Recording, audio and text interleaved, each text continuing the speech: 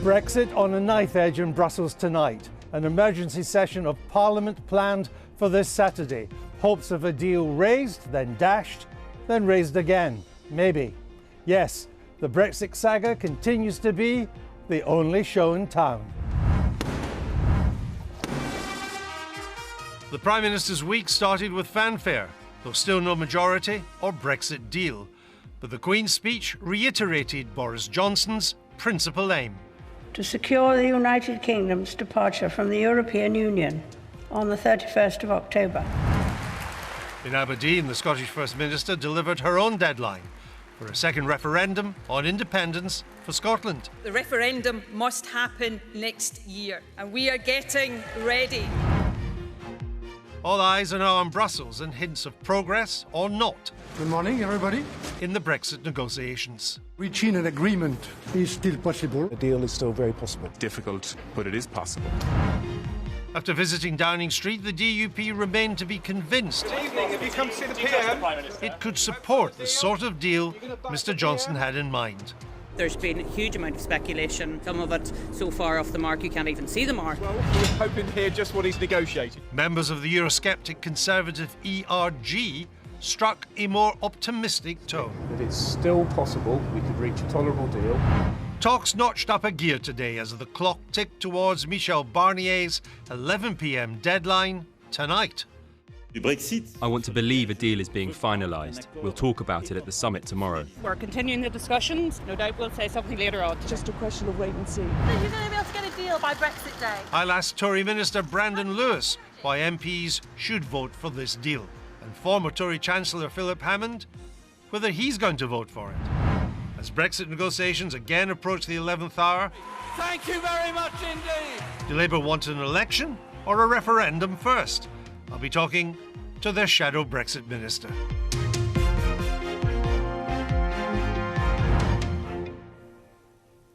Good evening. Welcome to Westminster, where 3 years, 4 months and 8 days since the country voted to leave the European Union, we still can't be sure where we are.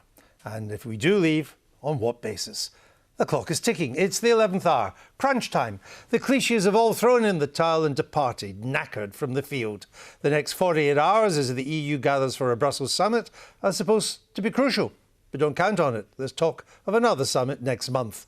If Boris Johnson manages, against the odds, to get a deal, there's still the little matter of securing parliamentary approval. In that endeavour, fatigue might be his best ally. If there's no deal, he's legally obliged to write to Brussels and ask for another Brexit extension. He said he'd rather die in a ditch than do that. So how he squares that conundrum is anybody's guess. And the Royal Mail strike, well, that'll come too late for his letter to get lost in the post. Joining me now is the Security Minister, Brandon Lewis. Good evening. So he said he'd rather die in a dish than ask for an extension beyond October the 31st. But the Brexit Secretary told Parliament this morning that if there was no deal by this Saturday, the government would need to ask for an extension. Who's right? But they're both right. And what Steve Barclay... They can't both be right. Well, what Steve was outlining today was something the Prime Minister himself has said, which is that we will abide by the law and we will follow the rule of law. That, as a government, is the right thing to do. Well, how can he abide by the law and die in a ditch?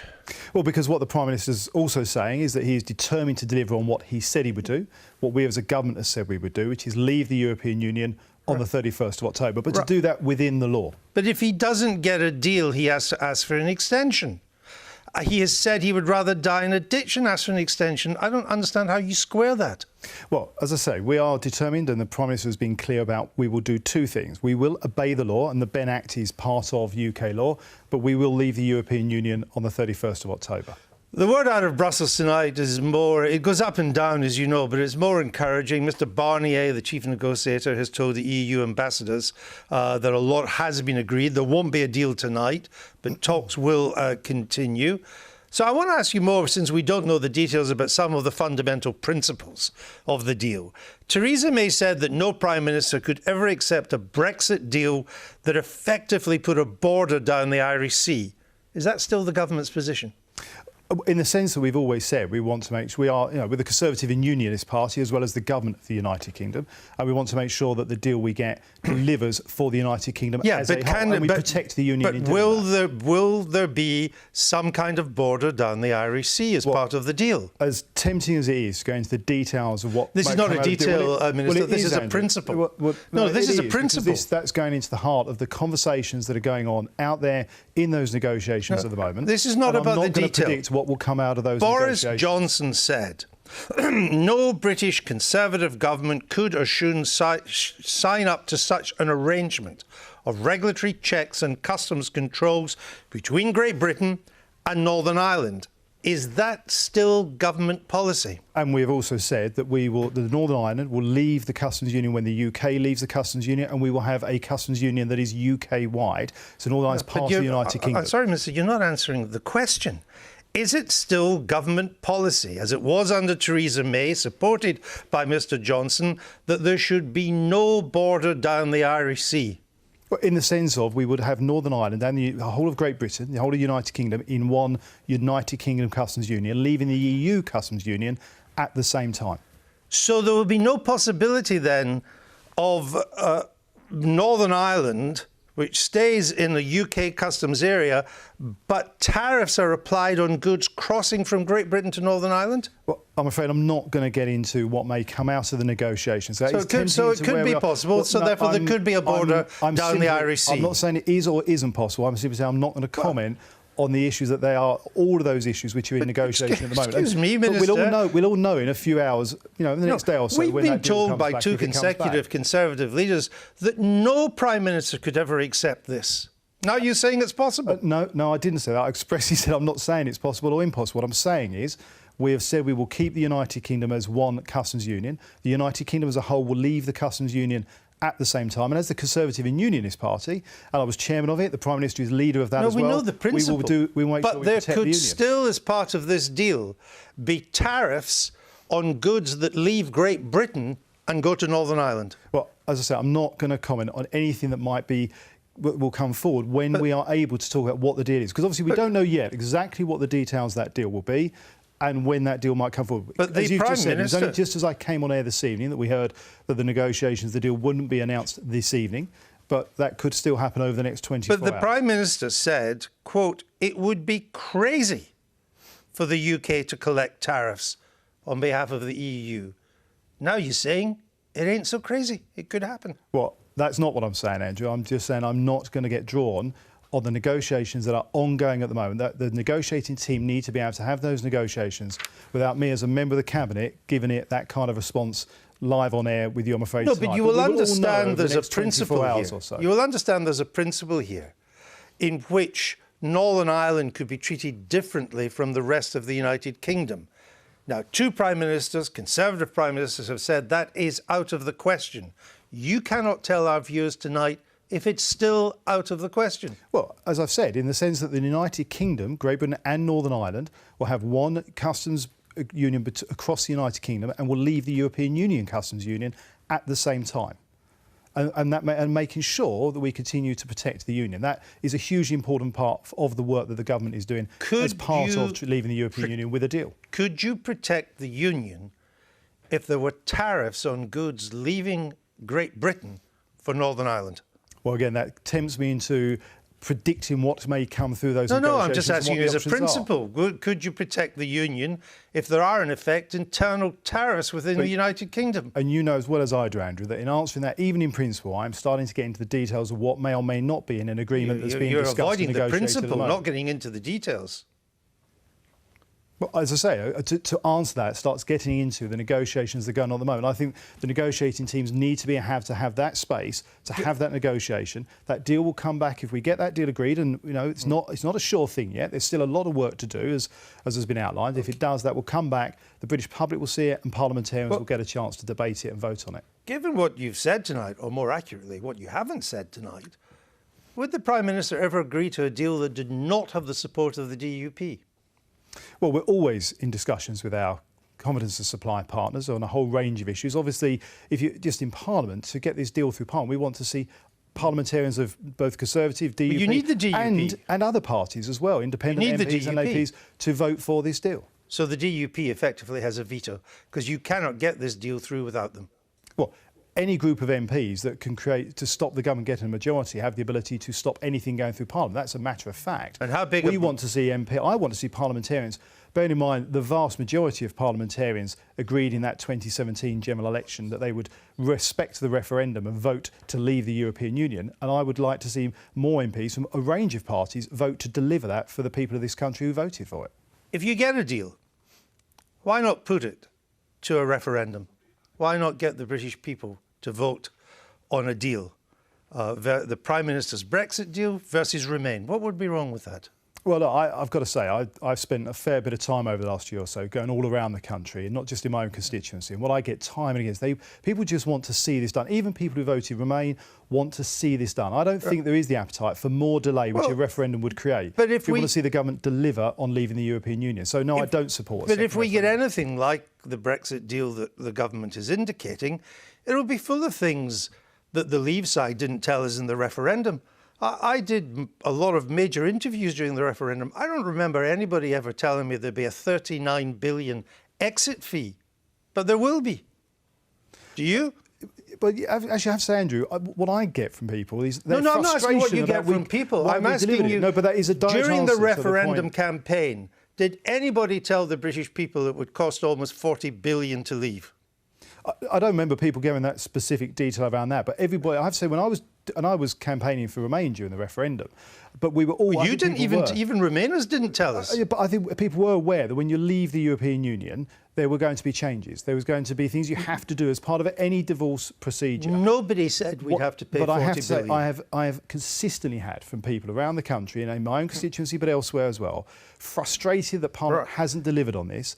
And we should deliver on this and do so in a way that does give back control of our borders, our laws and our sovereignty. And I believe that if we're putting a deal before Parliament, it'll be one that the Prime Minister can confidently say does exactly Did anybody tell us during the referendum that there could be a separate status for Northern Ireland if we left, and that there could be a form of border down the Irish Sea? Did anybody tell us that? Well, as I've already said, Andrew, that is not actually necessarily where we are at the moment.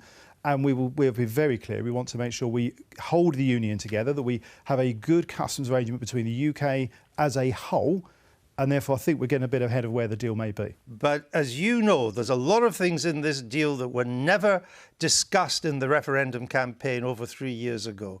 Now we know what's in it. Now we know what leave means. Why not give the British people, if you're right, they want to get it done and dusted, give them a second vote and let us vote on what we now know? Well, I think there's a couple of things. First of all, as I say, I firmly believe that people are fed up after many, many promises of leaving on various days. They want this done, and I think that 31st of October deadline is very important for people across the country democratically. But even in terms of another referendum, I think people would question the democracy of that. There was a vote, people voted to leave. How many times do you want to vote? Is it best of 3, best of 7? They had a vote. We also reconfirmed it effectively in the 2017 general election. OK, we need to get it done. I get the point. You don't want a second referendum. Brandon Lewis, thank you for being with us. Events are moving quickly tonight. The BBC's political editor, Laura Kunsberg, has tweeted that just as chief Brexit negotiator Michel Barnier arrived to address EU ambassadors, a government source told her that there will be no deal tonight. But she goes on to say that it's not clear if that means there's no way forward yet, or it's just a case of extending talking into tomorrow because they need a bit more time. There's quite a lot of issues yet to be resolved. Mr. Barnier tonight seemed to imply that there was lots more still to talk about. We're joined now by the former Chancellor, Philip Hammond. Welcome. Good evening. Now although you were on the Remain side in the referendum, but you voted for Brexit 3 times, the May deal. If Mr. Johnson gets a deal along the kind of thing that's been discussed, are you minded to vote for that? Well, at the moment, I don't know enough about what is being proposed to answer that question, Andrew. My mind is certainly not closed to supporting a deal that the Prime Minister brings back. But I think the bit that's been missing from this discussion for me is that it isn't just about the withdrawal agreement. It's about the declaration too. It's about the future partnership and the political declaration. And what I am hearing from Brussels is that the government is seeking to take out things from the political declaration that Theresa May expended huge amounts of political capital getting in, things that will point to a close future trading relationship. And I don't think we can judge any package the Prime Minister brings back until we see the full package. We can't even know, you've just asked Brandon Lewis the question, what it will mean for Northern Ireland. If Great Britain has tariff-free trade with the EU, then goods going from Great Britain to Northern Ireland will flow quite freely. But if Great Britain doesn't have tariff-free trade with the European Union, then there will be a hard border in the Irish Sea, and that will be problematic. One of the changes that this Prime Minister wants compared to Mrs May is that he wants a post-Brexit Britain to be able to diverge substantially from the EU economic model. Are you opposed to that? Yes, I am. Yes. I don't think there is appetite in this country, frankly, for dismantling our overall model of the economy and society. I think it works well, and I think, if I may say so, even among Conservative voters, there is not much appetite for moving off to look for an Asian or an American model for the future of our economy. But what's the point of leaving the EU if you don't have the freedom to go your own way? Well, look, all this has become about, this is narrowed down to a single issue about doing trade deals with third countries. And I personally believe this has got completely out of proportion.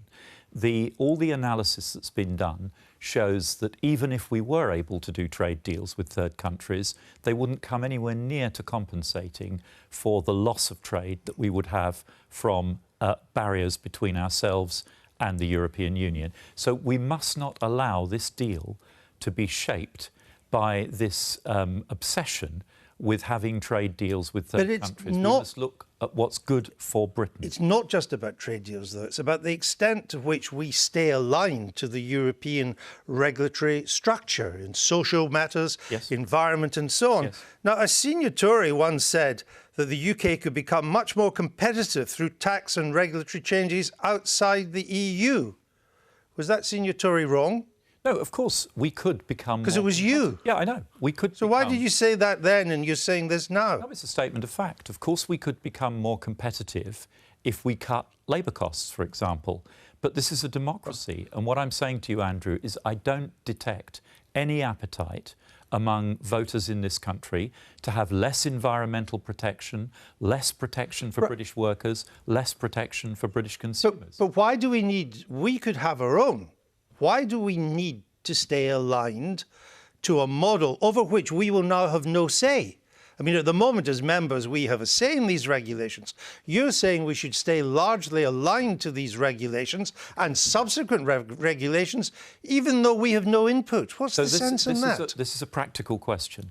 If we are going to go it alone and have our own regulations, but those regulations are going to be broadly the same as the European Union's in environmental protection, labour market protection, then we are going to pay a huge price in terms of not having access to European markets for no gain. If we are going to align, if we are going to be in practice broadly aligned with European Union regulations, then by agreeing to be aligned in that way, we can gain continued access to European markets and protect British jobs, British businesses and Britain's prosperity in the future. So when you said that one of the opportunities of Brexit would be to explore regulatory innovations, creating a regulatory environment where business can flourish, you didn't actually believe that. I think I was talking to a German newspaper at the time and I was talking up our case in what was a negotiation. Well, actually, you said, as far as I'm aware, Mr. Peston is not on German television. He's on ITV. All right, and you said that to him on November the 2nd, and I think it was in English.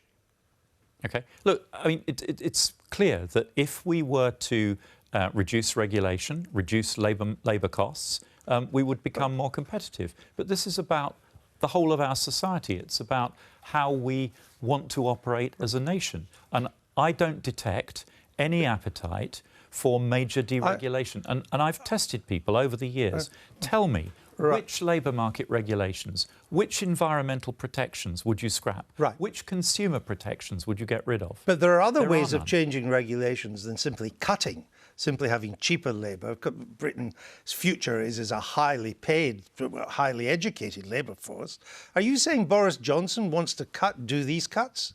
I certainly think there is a group of people around the heart of government who have a radical vision for the future. Who are they? Well, I'm not going to name names, but I think there is a group of people who look to the American Republican right and the agenda of the neoconservatives for the future of Britain. I do not believe that that is where Britain's future lies, and I don't believe that that's where the majority of people in this country want us to take Are you Britain. telling us tonight that Boris Johnson takes his inspiration from the Republican right? No, I'm not talking about Boris Johnson. I'm talking about people around the centre of government.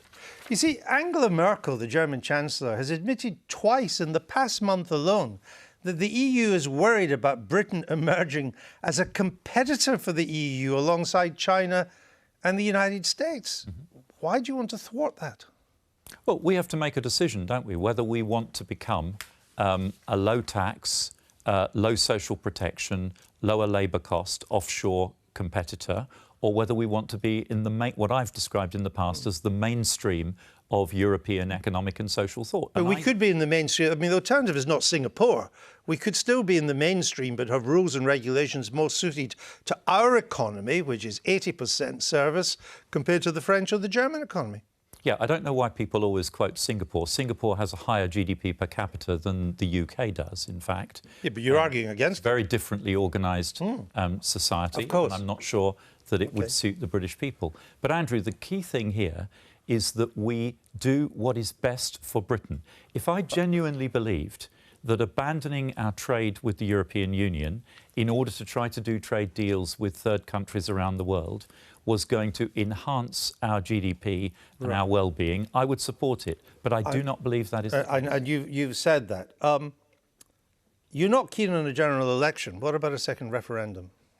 It's not my preferred outcome. I think that Parliament should try to resolve this impasse if it possibly can do. You can only do it if people like you vote for the deal. Yeah, and that will depend what the deal is, what the package is. But if the government thinks it's going to bring forward an agreement on the withdrawal package without telling us what the future relationship looks like, what the political declaration is going to contain, then I think Parliament is going to say it needs to understand the whole story. But the political declaration will be part of the package. They go together. On Saturday? Let's see. But you don't rule out not voting for it. I'm not expecting to see a draft of the political declaration on Saturday. I hope I'm wrong, but I'm not expecting to. I'm still not sure, if you don't like an election, are you open to a second referendum on the deal or not?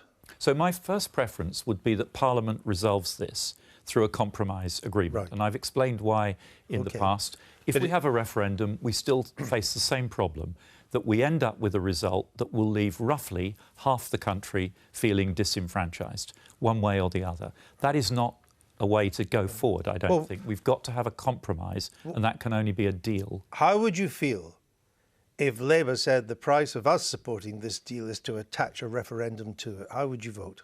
Well, look, the Labour Party and the other opposition parties have been clear that for any deal, whatever the deal, the price of their support will be a second referendum. I understand, but I'm asking you, would you support an amendment to tag a referendum onto the deal? It's not my preferred way forward, but if we've tried everything else and we cannot find another way out of this impasse, it may be the only way. Philip Hammond, thank you very much. Thank you. Now, if Prime Minister Johnson manages to agree a deal, he'll need to put that to the House of Commons, as we've been saying. So how would Labour vote on such a deal? Here's what Jeremy Corbyn had to say when asked about it earlier. Would you vote for a confirmatory referendum to be attached to whatever deal Boris Johnson brings back? It depends what the deal is he brings back, but the deal would have to fit in with the 5 pillars that we've put forward consistently, and the ones that I wrote to Theresa May about many months ago, saying that we wanted to maintain market access, because jobs are at risk at the moment. And we're joined now by Jenny Chapman, Labour Shadow Brexit Minister. Welcome. Let me just start. The government is now planning to have a special sitting of Parliament, of the Commons, this Saturday to vote on a deal if it gets one. Will Labour support the House sitting on Saturday? Well, I think we will expect the House to sit on Saturday. That's what we've been led to believe is going to happen. So I'm not aware of any plans afoot on our side to try and scupper that. I think most of us expect to be here on Saturday working and voting. OK. Let's try and clarify Labour policy on this. If the government secures a deal, I can see you smiling. If the government secures a deal, yes, and it comes before Parliament and it gets through Parliament, what would you want to happen next? A referendum on the deal or an election? Well, for that to happen, and then there to be the option of a referendum, I would expect the way this would work, and this is all subject to, events, but the expectation would be that should a deal be tabled on Saturday, and we don't know that that's going to happen, but if it is, I am as sure as you can be that there will be an amendment tabled that would want to see a referendum attached to the deal. And deal. Labour would support that? I would expect us to support that, yes. So rather than having an election, you would rather have a referendum which will keep Boris Johnson as Prime Minister for months to come? Well, I'd rather have a general election, but we are not in control of this, unfortunately. So should that opportunity come on Saturday to have that referendum on the deal which we don't know yet is going to be there, but should that happen, so a referendum before a general election? Well, I think in that circumstance there's an opportunity there, and the pragmatic, sensible thing for the Labour Party to do, given that we've been asking for this, would be to take that opportunity. Have you told Jeremy Corbyn this? No, he's told me this. That's how. No, he's not actually, because what Mr. Corbyn told Sky at the weekend is he said on what you've just proposed, I would caution them on this, those who support this. That's what he said. Yes, and he's not supporting this. No, I saw that interview too, and were we to be in complete control of this, and we were able to influence events, and nobody else could influence events, yes, there would be a general election. If we knew that Boris Johnson wasn't going to take the country off a cliff and take us out with no deal, then in that situation, that's what the Labour Party would like to do. That's what our conference agreed. But that's not where we are. And well, it's not quite clear where we are, because Keir Starmer, your immediate boss, says something very different from Mr. Corbyn, your ultimate boss. Keir Starmer seems to want what you want, which is to get a referendum as quickly as possible, even attach it as an amendment. Mr. Corbyn is not arguing for that. What is Labour policy? No, Mr. Corbyn is arguing for that. He was answering a specific question on Sunday. I watched the whole interview, so I know the context of it. But we're presented now with a day on Saturday where we could get something, not ideally what we'd like, but something that we've been asking for. It would be a bit odd, I think, if Keir Starmer has argued that if Boris Johnson does manage to negotiate a deal, then we should insist it puts it back to the people in a referendum. Jeremy Corbyn has said that I think many in Parliament might be inclined to support attaching a referendum, even though they don't agree with the deal, but I would caution them on this. They're saying two different things. But what is Labour policy? I've told you what Labour policy is, but they were saying them at different times. We're confronted now with, likely, on Saturday... Excuse me. Go on. My quote from Keir Starmer was from the weekend. Yes. My quote from Jeremy Corbyn was from the weekend. It's only different times in a matter of hours, not eras. Keir was giving a speech. Jeremy was answering a specific question. We know what they said. The words don't change. I'm telling you today, the reason I'm here, is to tell you what the situation is. And you asked me specifically about Saturday. Okay. And I think on Saturday, if there is that opportunity, then the Labour Party will take it. I can't be any clearer. And if you don't get a referendum, will you go for a general election? Well, we'll see. I mean, we want a general election. We want a general election. We also need to have a look at this deal, because that's the immediate decision that's in front of us. Your party chairman, Ian Lavery, he met Labour MPs last night. I don't know whether you were there or not. Oh, it's Monday night. Monday night, I beg your pardon. The days go by quickly in these Brexit days. He said that the Labour Party had never been in better shape to fight an election. You're 9 points behind in the poll of polls. You are 15 points behind in the latest poll. Only 21% think Mr. Corbyn will make the Prime Minister versus 43% for Mr. Johnson. And you ran a financial deficit last year. What would being in bad shape look like? You've really got me here to cheer me up, haven't you? We are ready. We would be ready for a general election. If a general election were called tomorrow, the Labour Party would fight it hard, fight it well, like we did last time. One Labour MP asked you, Chairman, what colour is the sky on your planet? What colour is it? Who asked who what? One Labour MP asked the chairman of the party, what colour is the sky on your planet? Well, under a Labour Party, it would always be blue, wouldn't it, Andrew? Very well. Come back and see us as this process goes on. Jenny Chapman, thank you. That's it for tonight. I'll be back here with the latest developments happening overnight on Politics Live tomorrow on BBC 2 at 12:15. And of course, back here, same time, same place next Wednesday. Until then, bye-bye.